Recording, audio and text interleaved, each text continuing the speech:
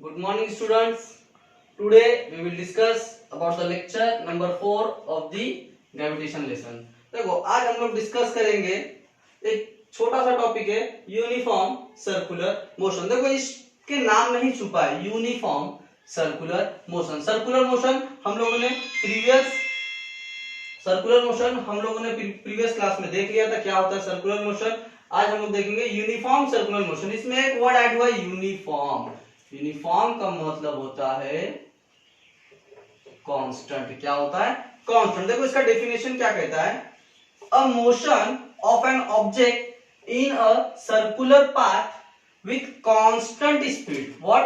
Constant speed मतलब a motion of an object in a circular path, मतलब ऐसा motion जो किसमें हो? सर्कुलर पाथ में हो। किसमें हो? सर्कुलर पाथ में हो। बट क्या होना चाहिए? उसका स्पीड हमेशा क्या होना चाहिए? कांस्टेंट होना चाहिए। उसका स्पीड जो वो कभी चेंज नहीं होना चाहिए, कांस्टेंट होना चाहिए। इनिशियल और फाइनल स्पीड दोनों क्या होना चाहिए? सेम होना चाहिए। ऐसे मोशन को हम लोग क्या बोलेंगे?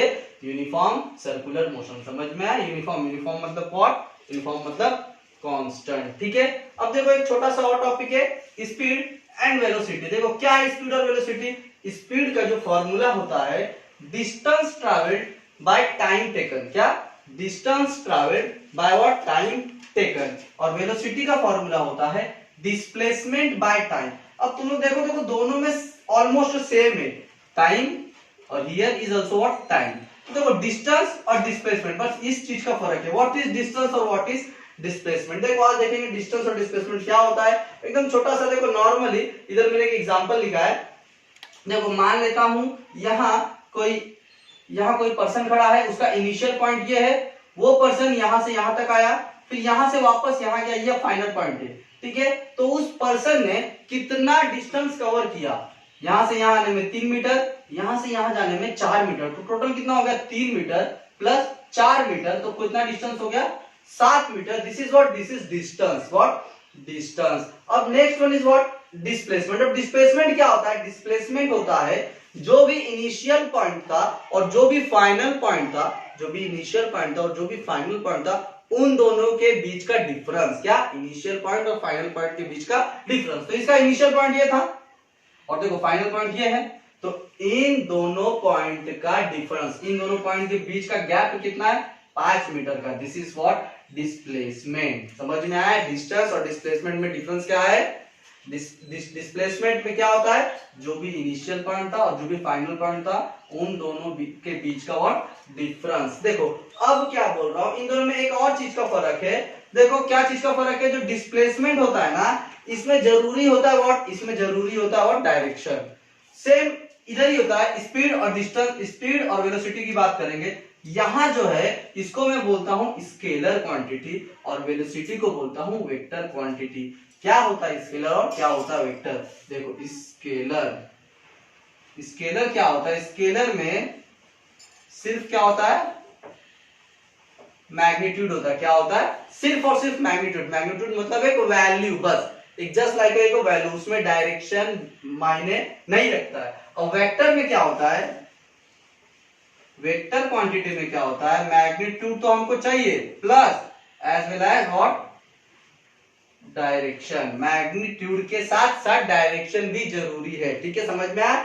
स्केलर और वेक्टर में फर्क, स्केलर में सिर्फ और सिर्फ मैग्नीट्यूड का जरूरत होता है और वेक्टर में मैग्नीट्यूड के साथ साथ डायरेक्शन भी जरूरी होता है। समझ में आया? अब देखो हम लोग एक एग्जांपल देखेंगे। इधर एक एग्जांपल है, इधर ही लिखा है मैंने एक एग्जांपल। नॉर्मली कब मैं बोलूंगा कि स्पीड हुआ है, और या फिर कब मैं बोलूंगा वेलोसिटी हुआ है, या फिर कब मैं बोल सकता हूँ डिस्टेंस कवर हुआ, या फिर कब मैं बोलता हूँ डिस्प्लेसमेंट। देखो इस एग्जांपल की बात करूंगा। देखो यहाँ एक इनिशियल पॉइंट है, ये पर्सन यहाँ खड़ा है, यहां से वो यहाँ आया, बाद में यहां से वो यहाँ गया, रिटर्न यहां से यहाँ और यहां से यहाँ। तो देखो इसका इनिशियल पॉइंट और फाइनल पॉइंट दोनों सेम है।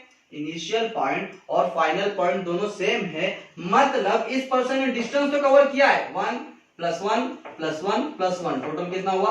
4 मीटर। बट अब डिस्प्लेसमेंट की बात करूंगा तो ये पर्सन का इनिशियल पॉइंट और फाइनल पॉइंट दोनों ही सेम है, मतलब इस पर्सन ने कुछ भी डिस्प्लेसमेंट नहीं किया है क्योंकि उसका इनिशियल और फाइनल पॉइंट दोनों क्या है, सेम है, यही था और रिटर्न घूम के वो अपने ही प्लेस पे आ गया है। इसके लिए इसका जो डिस्प्लेसमेंट है वो 0 मीटर है।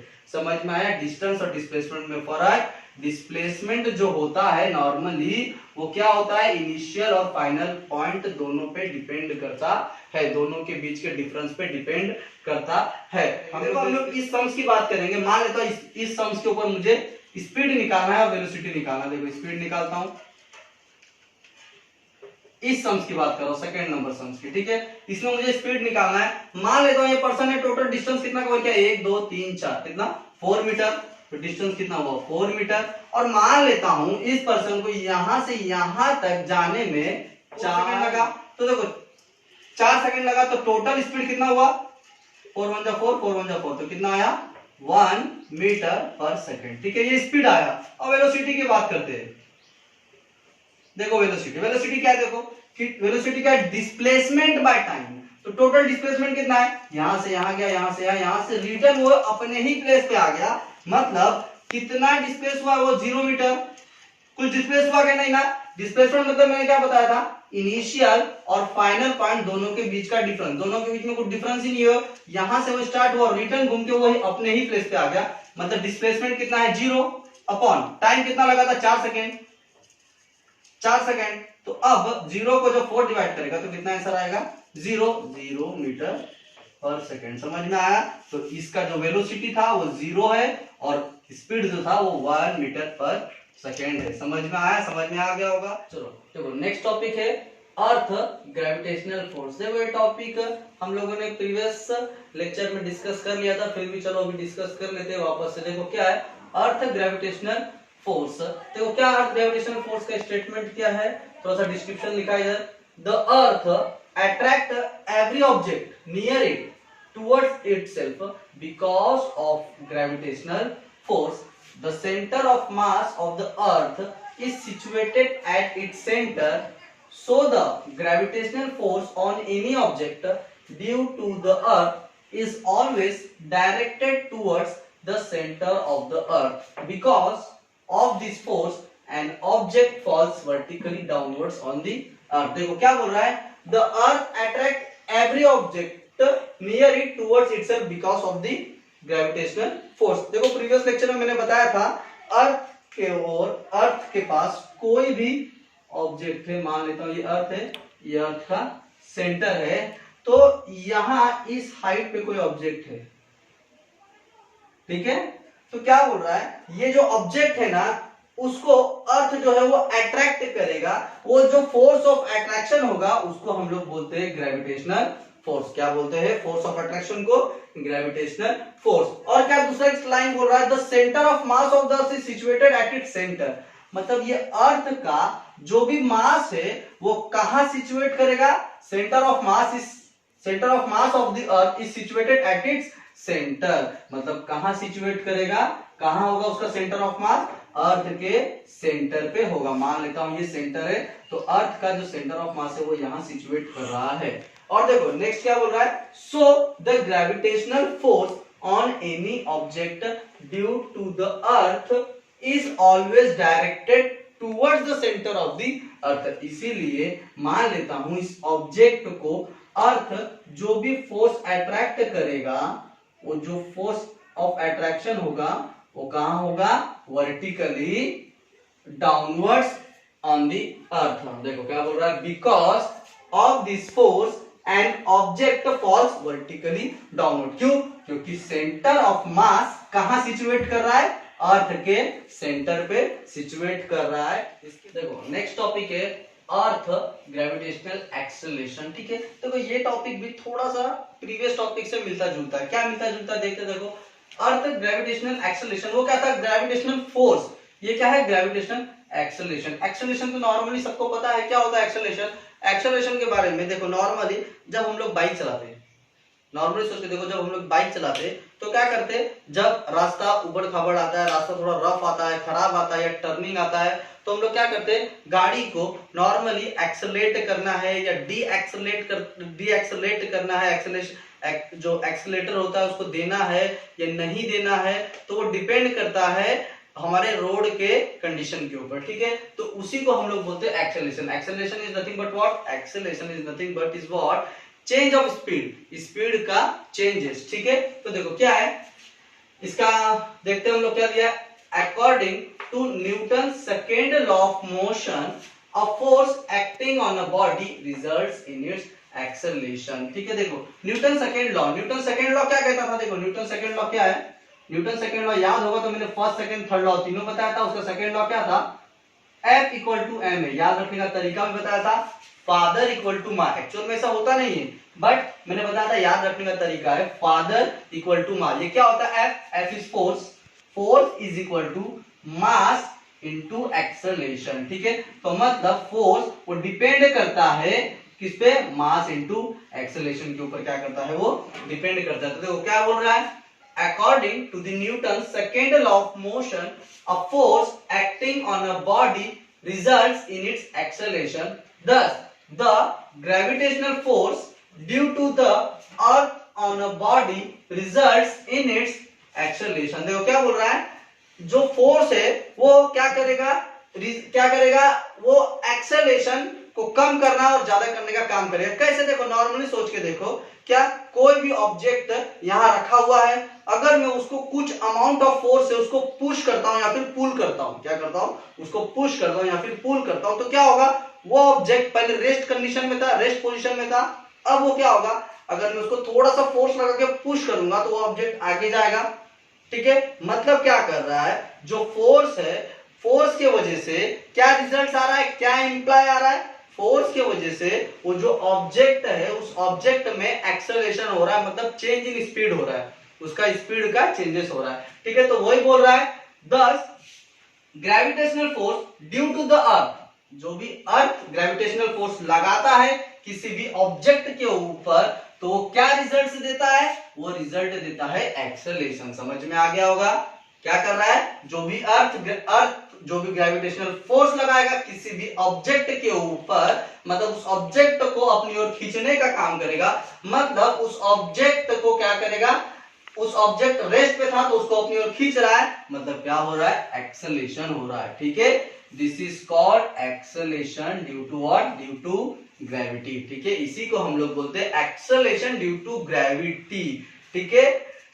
ड्यू टू ग्रेविटी किस लिए बोला है, क्योंकि because of what, because of gravitational force. ये कौन से फोर्स की वजह से हो रहा है, ग्रेविटेशनल फोर्स की वजह से हो रहा है ना, अर्थ का ग्रेविटेशनल जो फोर्स था उसी के वजह से उस ऑब्जेक्ट के अंदर क्या आ रहा है, एक्सेलरेशन आ रहा है, इसके लिए इसको हम लोग बोलते हैं acceleration due to what, due to gravity, and is denoted by what, small letter g. किसे डिनोट करते हैं, small letter d, capital letter g नहीं, कैपिटल लेटर जी हम लोगों ने प्रीवियस चैप्टर प्रीवियस टॉपिक में देखा था, क्या था कैपिटल लेटर जी, ग्रेविटेशनल कांस्टेंट था, यूनिवर्सल लॉ ऑफ ग्रेविटेशन में देखा था, क्या देखा था, ग्रेविटेशनल कांस्टेंट। ये है एक्सेलरेशन है, but what, due to gravity.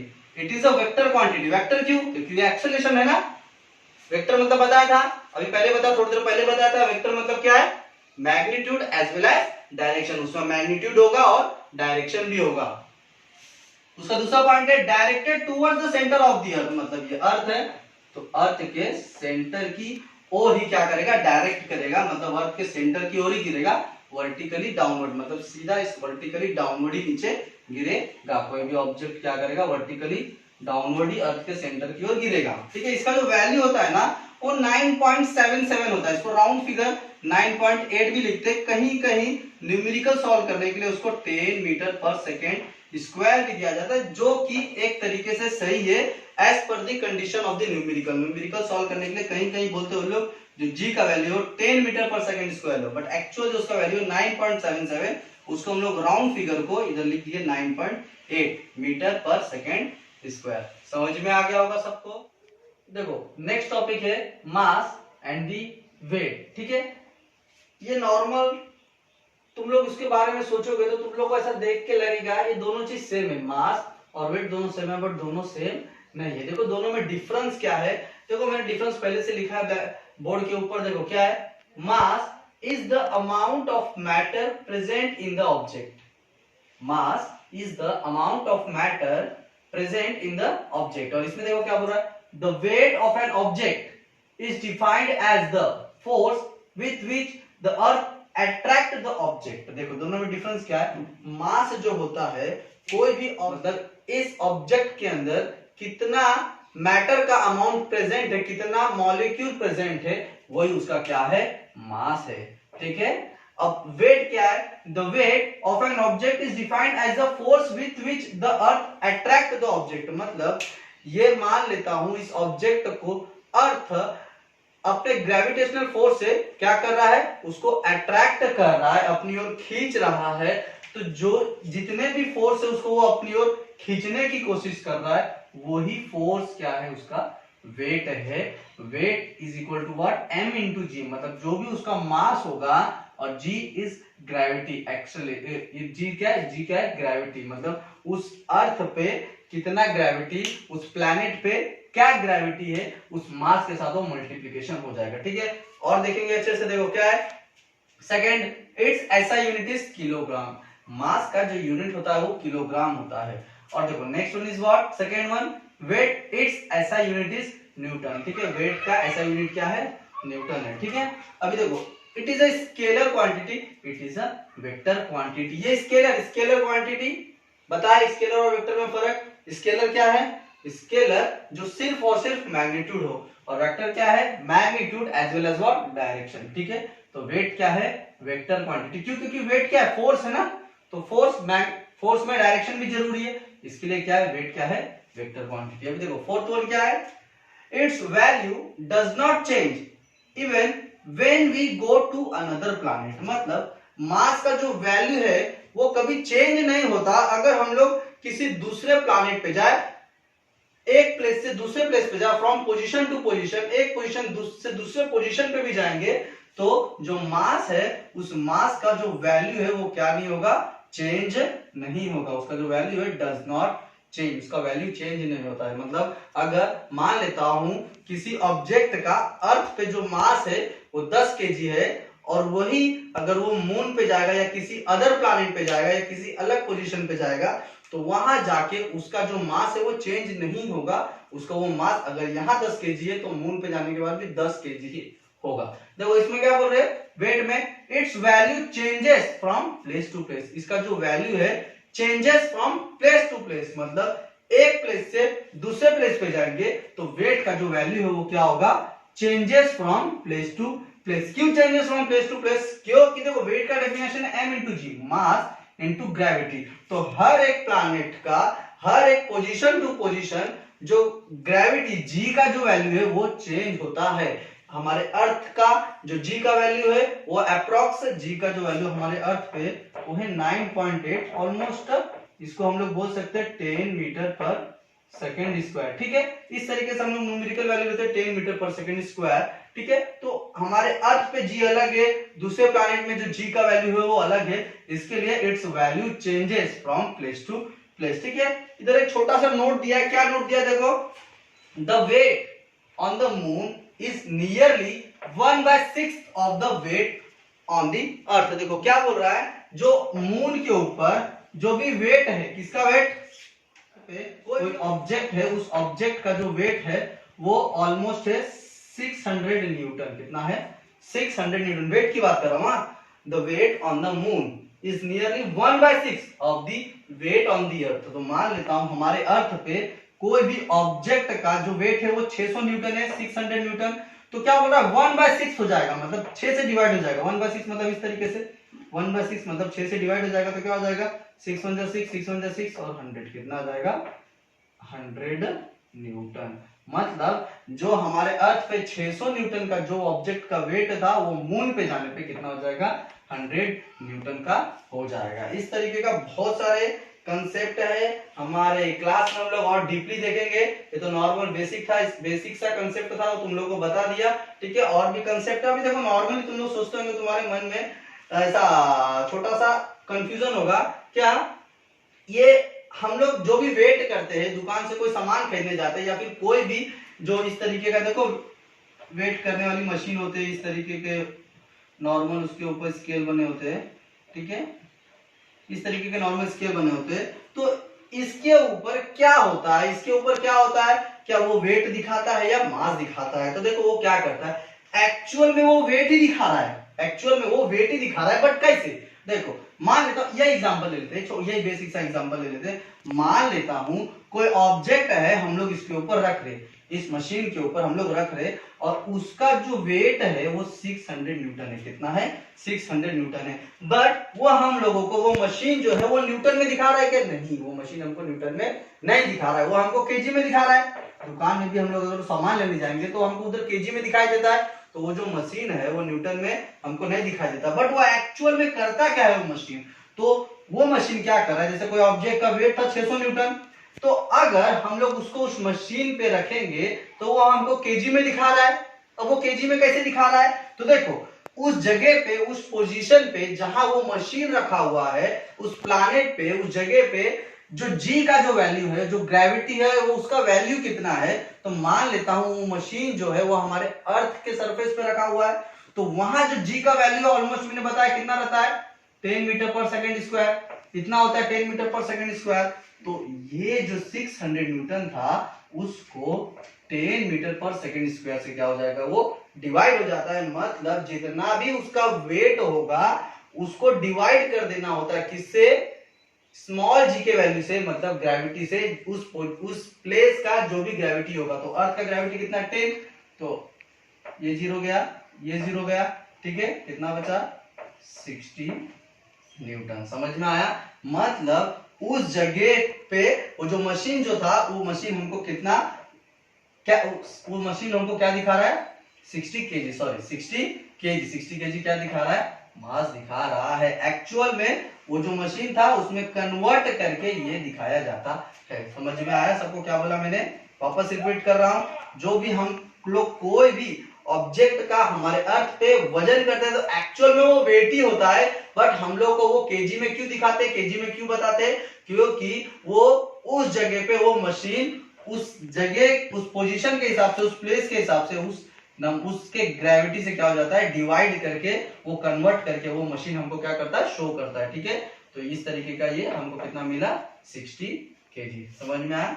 ठीक है, और भी डीपली हम लोग हमारे क्लास में देखेंगे, तुम लोग घबराना नहीं, इससे भी बहुत बहुत बहुत डीपली जाके हमारे क्लास में हम लोग देखेंगे। ठीक है, चलो मिलते हैं नेक्स्ट वीडियो में।